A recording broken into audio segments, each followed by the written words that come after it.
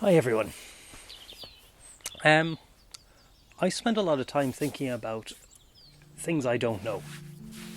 As in, a lot of time there'll be a phrase that I kind of take for granted I have a good understanding of, but when I start to dig into it, it turns out I don't. And one of those is the immune system, because it's one of the really common things people come to me or any practitioner about.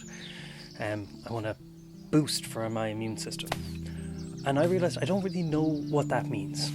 I know what the immune system is. It's white blood cells and T cells and lymph and all that stuff that fights infection. But I don't think that's how people that go to practitioners are using it. So I started to think about what they mean. Well, first of all, they mean probably resistance to illness, but what kind of illness? I don't think the immune system really refers to tummy bugs or infections that affect the liver. I think most of the time people say the immune system, they mean the respiratory system. They mean they want to resist diseases that affect the respiratory system.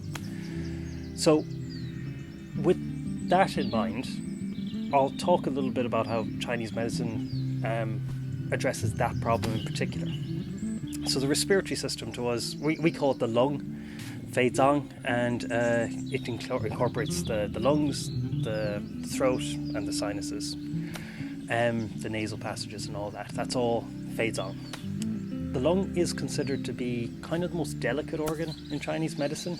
It's usually kind of the first one to succumb to external illnesses, which makes sense. It's the organ of absorbing the outer world into ourselves and expelling our inner world back out into the outer world. It's related to the skin, which, and that opening and closing, that entering and exiting of the outer world is reflected in the pores opening and closing as well. The skin is also the limits of our physical body. So this is associated with the mental aspect of the lungs, which is the po, the corporeal soul, the ability to feel within our body. So athletes and so on would have very good body awareness, very strong po. When it comes to the immune system, when it comes to the lungs' ability to resist illnesses, we conceptualize it very differently. So a good way to think about this would be to think about the body as being a city, an old style city, a walled city. So you can imagine that you've got your walls up, you've got the soldiers manning the walls, and then some kind of invader, some kind of aggressive force comes and needs to be repelled. Now, in one of my previous videos I talked about the Shanghan Lun and the concept of wind strike and cold damage. When these invaders come against the wall, if they attack and you don't lose any soldiers, your soldiers are well trained, they're able to repel the invaders without any casualties. We call that wind strike. And that's great. That means, there's no major damage. But if you start to lose soldiers, you repel the invaders, but you've lost a bit of your capacity to defend yourself. This is called cold damage, and this requires a different treatment. Wind strike. Oh, Blarney, come here. Blarney's getting a little bit bored by the Chinese medical theory. He's a harsh critic. Yes, so wind strike and cold damage require different treatments. Wind strike, basically you just help the repelling aspect. You use herbs and acupoints that help expel illness or resist illness. With cold damage, there's a twofold thing. So if you need to replace soldiers, they don't just come out of thin air. For healthy, well-trained soldiers, you basically need a healthy, well-running city. Soldiers need to be housed, they need to be trained, they need to be fed. So all these different systems within the city also need to be running smoothly. So given that there are two very different situations where the body is under attack by an illness, there are two very different ways for treating it. If it's wind strike, we give a load of herbs and acupoints that expel, that just resist the invaders or whatever you call it. But you can't just keep giving those the whole time.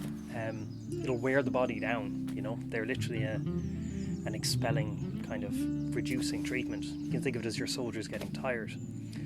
And the second one, the way if you're losing soldiers, if your defenses are insufficient, well, the way you fix that is by increasing the overall health of the city. So if somebody comes to me like that and they're like, I want this boost to my immune system, I'd look at their overall body, like whether there's issues with their digestion or their sleep or whatever. We boost the immune system by addressing those. So it's a question that doesn't make a lot of sense to me, because basically the answer is it depends in Chinese medicine. When they ask, like, what can I take to boost my immune system, I'm like, well, I need to do a diagnosis. Now, that says there are formulas you can take that if there's a flu going around or something, you just take this and it does. I guess you could also say this boosts the immune system, but it's interesting. The most common of those, most popular, is something called Yuping Fengsan, which means the jade windscreen powder, which is a beautiful imagery and brings to mind an extremely bling car. But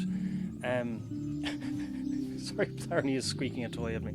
But yeah, God, everyone's a critic. But this formula is comprised of 3 herbs, and they all do several jobs, but broadly speaking, they strengthen the lung system, they expel the exterior gently, and they strengthen the digestion. And we view the digestion as being really, really important because it generates nutrition and it generates, we'd say, qi and blood.